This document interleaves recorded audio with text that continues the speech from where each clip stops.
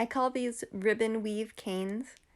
Unlike other kaleidoscopes, you actually have the pattern weaving through itself.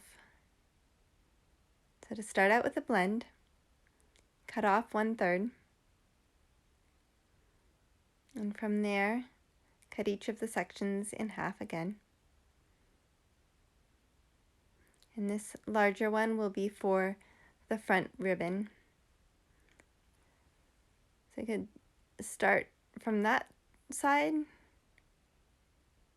See, they're all at the same height. For some reason, I made it shorter and fatter and started from there.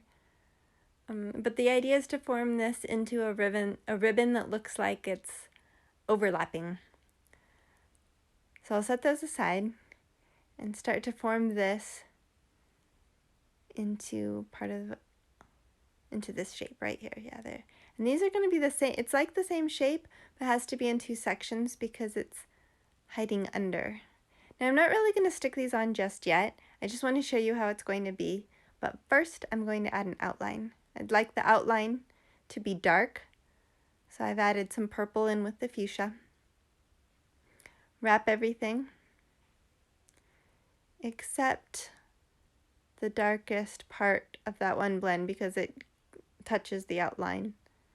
So there, now everything has an outline. And here's the packing. Fill in all those triangles, except you will leave some of the color. The corners need to still have the color poking out.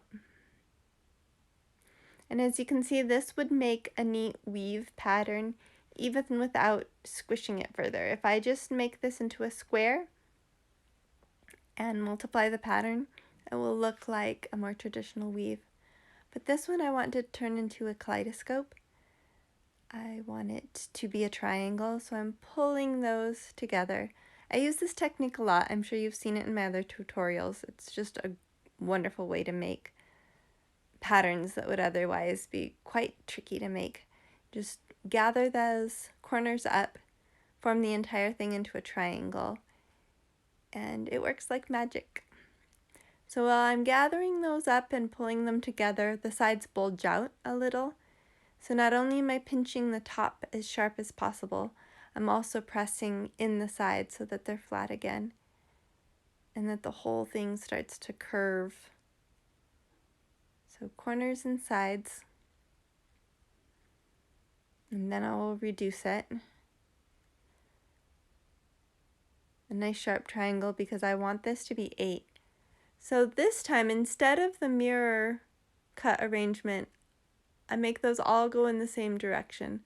I focus on that front curve and make sure that front curve all goes in the same direction. Of course, you could switch it up and make an entirely different pattern, but that's what's special about this weave. That's what makes this weave look like a weave, is a slightly different arrangement. See there, I've had to pinch it super tight. Otherwise, you get this big hole in the middle. I'm sure you've experienced that. And there it is. Looks like they're all looping together. I decided to add a sheet of translucent. This is just a reminder that you don't roll out round canes, but rather continue to squish and form them. Practice making that middle pooch out instead of being swallowed up. Either way, you cut off the ends, and this is what it looks like. I happen to make mine on translucent, so this is what it looks like on a black background.